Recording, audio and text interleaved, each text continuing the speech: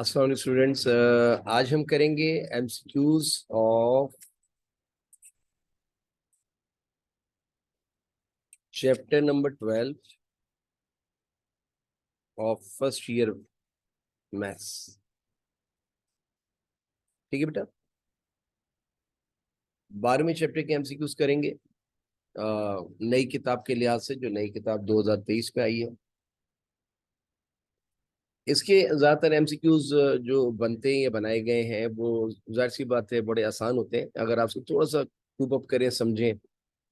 पहली बात, इस पहला एमसीक्यूज देखते हैं। पहला एमसीक्यूज बनाया, if y is equal to sine x। अगर y क्या हो बेटा, sine x, then domain is what.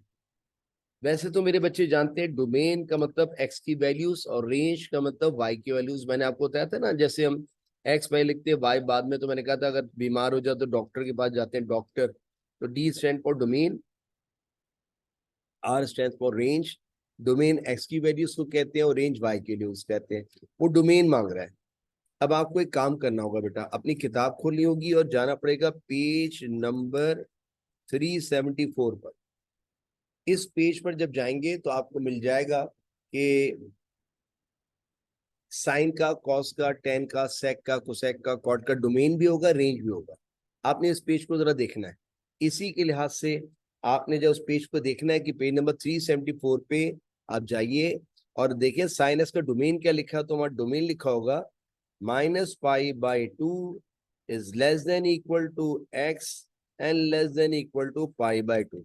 याद रखिएगा साइन एक्स का डोमेन जो है वो -90 से +90 के दरमियान होता है। ठीक है, ये आपने पेज नंबर 374 को खोलना है किताब में।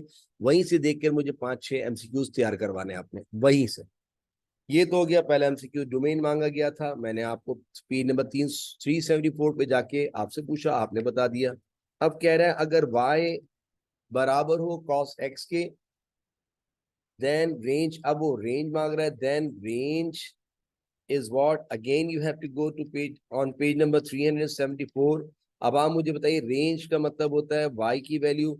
जरा बताइए cos s की रेंज पेज नंबर 374 पर क्या लिखी है। जो बच्चे देख रहे हैं वो कहेंगे सर -1 से y की वैल्यू और 1 तक है, यानी इट वेरीज फ्रॉम -1 to 1। जब भी cos पे कोई एंगल लगाएंगे उसकी y की जो वैल्यू आएगी वो -1 और 1 के दरमियान होगी। ठीक है बेटा, ये भी हो गया।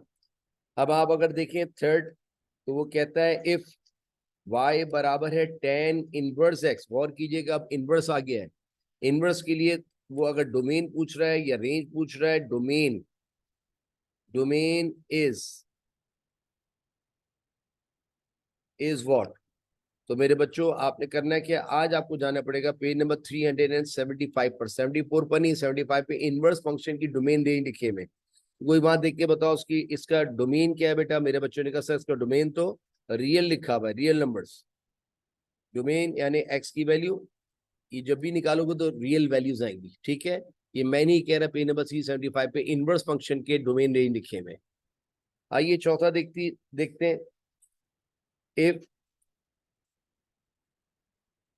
sec inverse x, then range is what. अब वो रेंज पूछ रहा है, रेंज माने y की वैल्यू, रेंज माने y is what.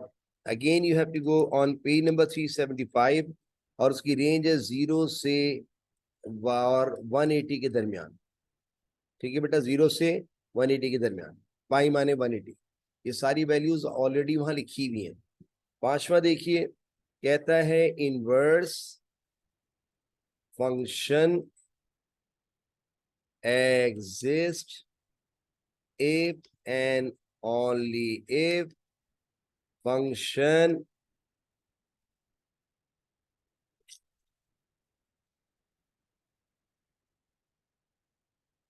is what।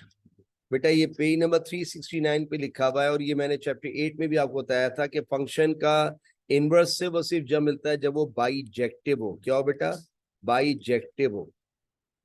ये पेज नंबर 369 में यहाँ लिखा हुआ है। और वैसे चैप्टर 8 के अंदर मैंने जो एमसीक्यूज कराए हैं उसमें देखिएगा, वहां मैंने लिखा है इनवर्स कब मिलता है, जब बाईजेक्टिव फंक्शन हो।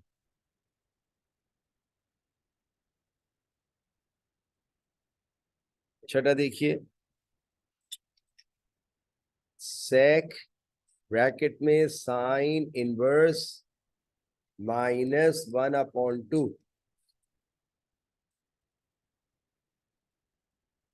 और ब्रैकेट क्लोज की वैल्यू बताओ। आइए मैं इसकी कैलकुलेशन दिखाता हूँ। पहले याद रखिएगा ब्रैकेट के अंदर वाले को सॉल्व किया जाता है हमेशा।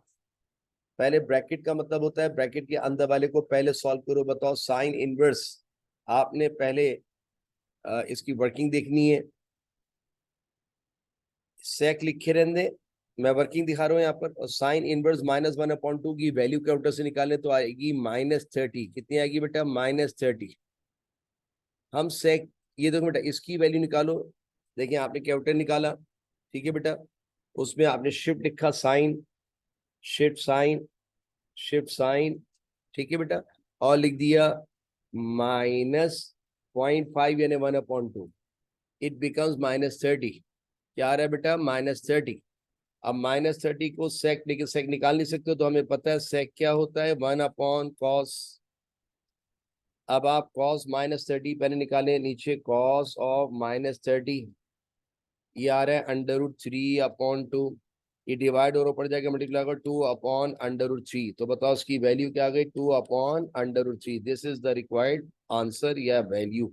कैलकुलेशन मैंने यहाँ दिखा दी है। Working, working is on this side. ये वर्किंग दिखा दी मैंने आपको, ठीक है। सिंपल सा है।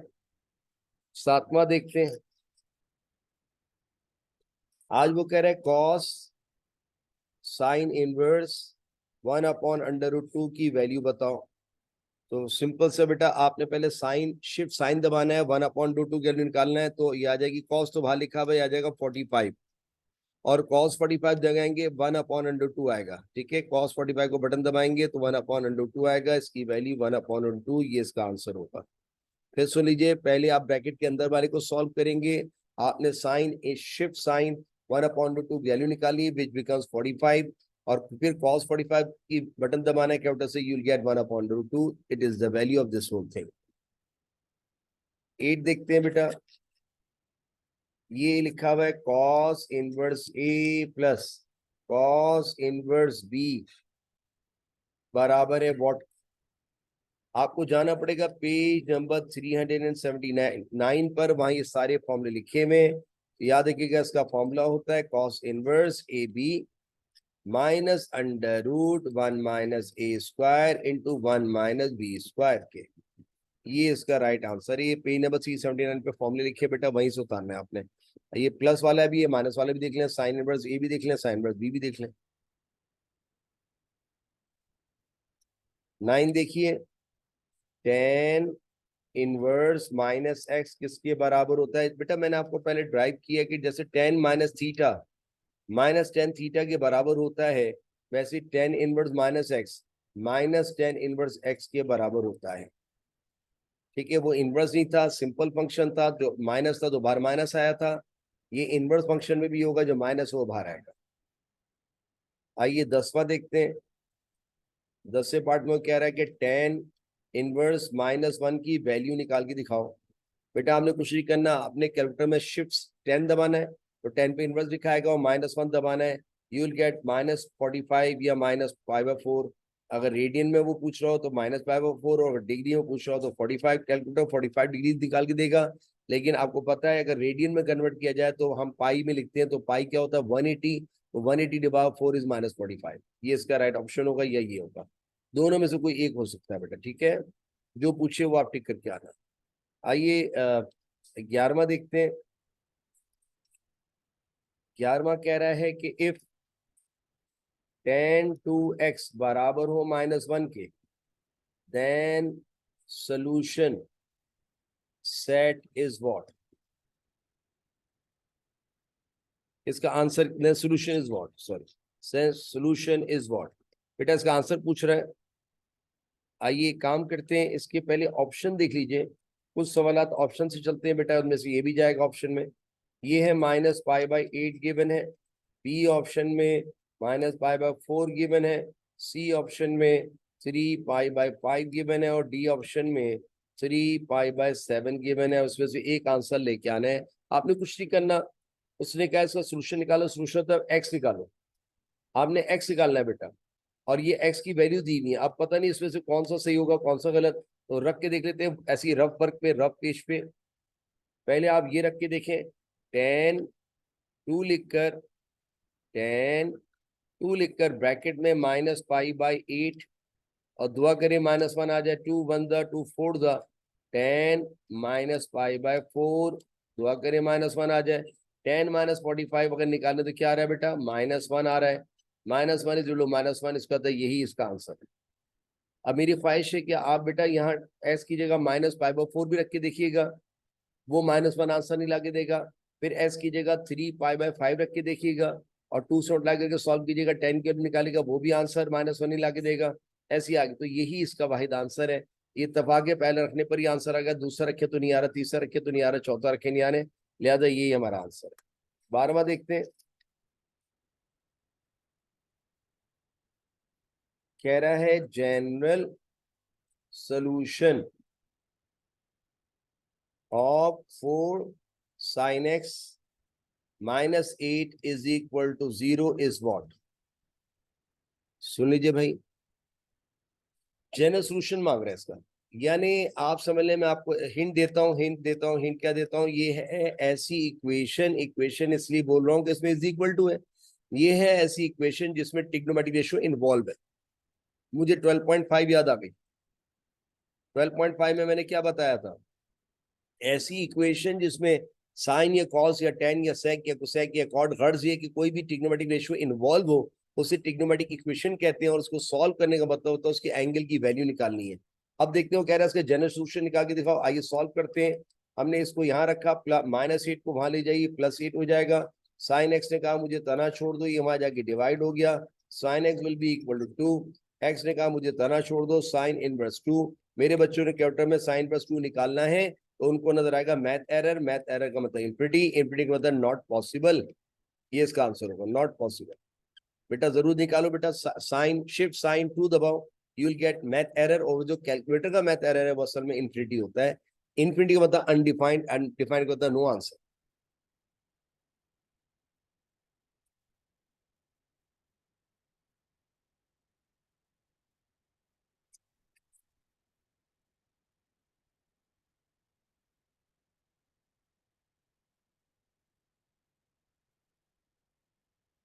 ये देखिए, solution of equation 2 sin x plus √3 is equal to 0 is what. ये भी बेटा 12.5 की बात हो रही है, लेकिन हम बहुत चालाक हो गए, हम इसके ऑप्शन से इसको सॉल्व करेंगे। पहला ऑप्शन π/3 है, दूसरा ऑप्शन -π/3 है, तीसरा ऑप्शन π/6 है, और चौथा ऑप्शन 11π/6 है। आपने बारी बारी क्या करना है, इनको रख के देखना है एक्स की जगह। जरा देखो, चेक करो, for x, sorry for π/3 check करते हैं। मेरे बच्चों रखवाओ जरा, यहाँ पर क्या आएगा, 2 sin π/3 plus √3 is equal to 0। 2 sin 60, sin 60 √3 upon 2 होता है फ्रॉम कैलकुलेटर। ये और ये कैंसिल हो जाएगा, √3 प्लस √3, ये तो 2 √3 इज 0 हो जाएगा, विच इज नॉट पॉसिबल। इसका मतलब ये आंसर नहीं है, तुम तो जवाब नहीं है, तुम तो जाओ। अब चेक करते हैं फॉर दिस, फॉर -π/3, मेरे बच्चों ने यहाँ रखवाया 2 साइन ब्रैकेट में -π/3 प्लस √3, 0 आना चाहिए। 2 बेटा sine -60 is -√3 upon 2 from calculator. ये और ये कैंसिल, -√3 प्लस √3 इज 0, ये और ये कैंसिल, 0 0 0। तो बताओ ये इसका आंसर है, आगे चेक करने की जरूरत नहीं है। 14 देखिए, general solutions of every trigonometric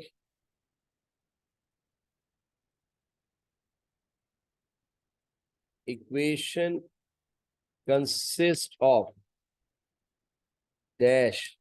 बताओ, आपको याद है कि कितने आंसर आते थे 12.5 में ट्रिग्नोमेट्रिक इक्वेशन के? इनफाइनाइट कैसे आप जेब से 2n पाई ऐड करते थे, अगर साइन हो, कॉस हो, सेक हो या कोसेक हो।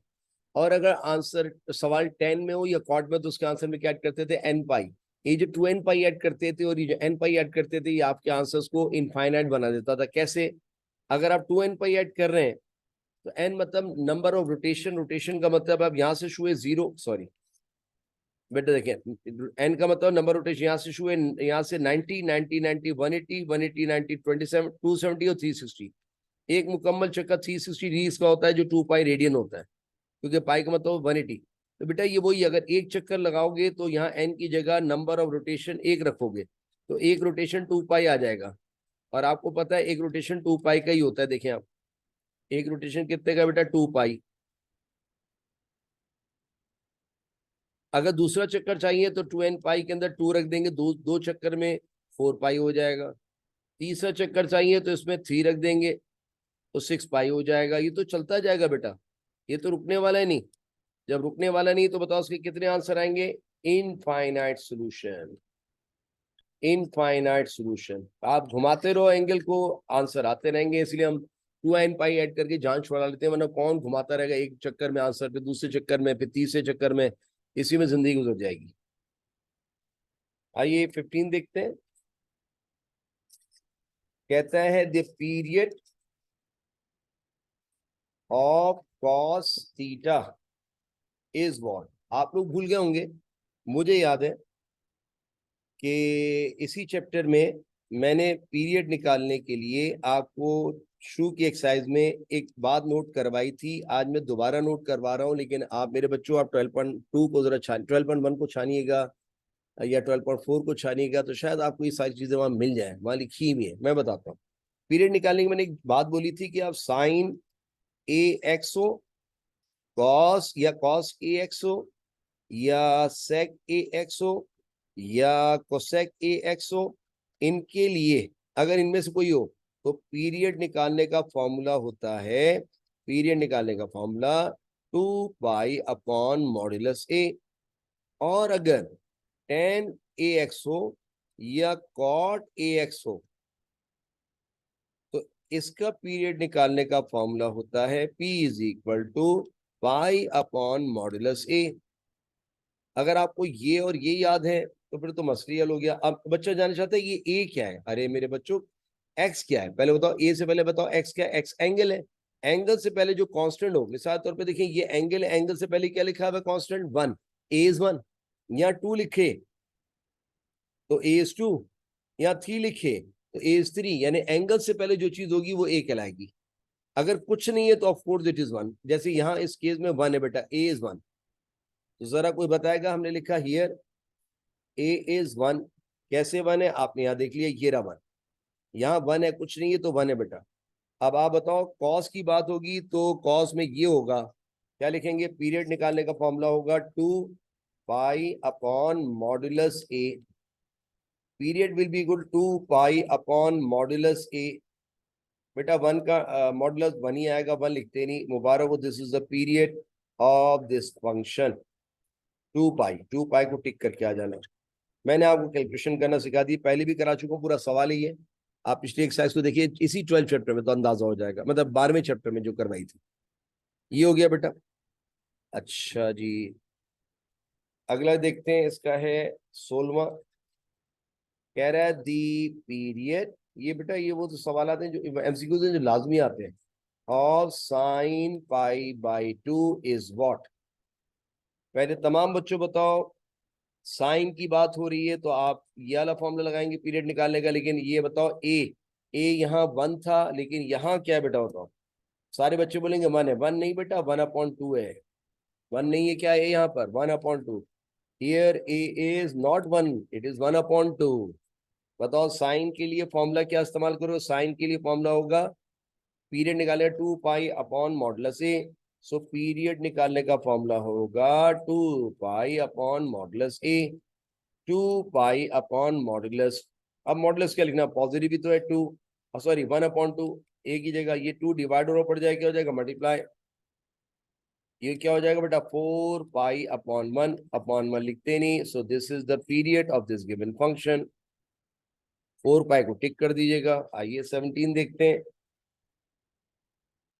17 में कहता है the period of 3 sec x/3 is what. मेरे बच्चों सब बताओ। अच्छा कुछ बच्चे इसको देख के घबरा जाते हैं, इसको तो आप लिफ्ट ही नहीं मारे, छोड़ दें इसको। जो सेक या कोसेक या साइन या टेन या कॉट से पहले लिखा होगा leave it, just leave it, इसको तो देखना भी नहीं। हाँ अब बताओ इसकी, इसका ए क्या है, ए 1 नहीं है, 1/3 है बेटा। क्या है बेटा 1/3। आपने लिखा हियर ए क्या है 1/3, याद रहेगा बेटा ये तो 1 है और अपॉन 3, तो 1/3 ए 1/3। चूंकि सेक है लिहाजा सेक के लिए भी आपको पता है यही फॉर्मूला लगेगा। पीरियड निकालने का 2 पाई अपॉन मॉडुलस से, मॉडुलस लिखने की जरूरत नहीं, सब पॉजिटिव ही आ रहे हैं। सो पीरियड निकालने का फॉर्मूला होता है 2 pi upon modulus a. Period will be equal to 2 pi upon modulus a की जगह 1/3, ये 3 डिवाइड और ऊपर जाके मल्टीप्लाई हो जाएगा। So the actual period will be equal to 6 pi upon 1/1 लिखते नहीं, and this will be your required answer. आइए 18 देखते हैं, जो लास्ट है इसका बेटा। 18 ने कहा था दी period of 7 10 7x is what. इसको तो इग्नोर कर दो बेटा, जस्ट इग्नोर इट। हाँ x से पहले जो उसे a मान लो। हियर आज दिया हुआ a इज 7, a ये रहा, ये नहीं है बेटा, इसको काट देंगे आप, मतलब जन से हटा देंगे, इग्नोर इट। लिख देता हूँ इग्नोर इट, इसको इग्नोर करना है बेटा, इसको इग्नोर करना है और इसको लेना है। ठीक है थोड़ा पीछे से लेते हैं तो आगे वाले को इग्नोर कर दें, इग्नोर इट, इसको इग्नोर करना है इसको। अब बताओ ये तो ए तो 7 आ गया। अब बताओ ये 10 की बात हो रही है, 10 की बात हो तो मेरे ख्याल में मुझे याद आया 10 के अंदर ये करते हैं बेटा, ये नहीं ये नहीं, ये होगा 10 है तो ये लेंगे। पीरियड निकालने का मामला पाई अपॉन मॉडुलस से। अच्छा 10 और कॉट हो तो ये लेते हैं। ओके मेरे बच्चों ने क्या लिखा, पीरियड निकालने का फॉर्मूला पाई अपॉन मॉडुलस ए, पाई अपॉन 7 है ना बेटा, ये आ जाएगा। So this will be your required period and this is your required MCQs of chapter number 12. So end of chapter number 12. ठीक है बेटा, तो आसान सा है, आप रेफर कीजिएगा बुक को, बुक के अंदर ये सब कुछ पेजेस पे लिखा है, मैंने इसको डिफाइन कर दिया, यहाँ इस तरह पूछ सकता है। ठीक है, this is the end of chapter number 12 MCQs। Thank you.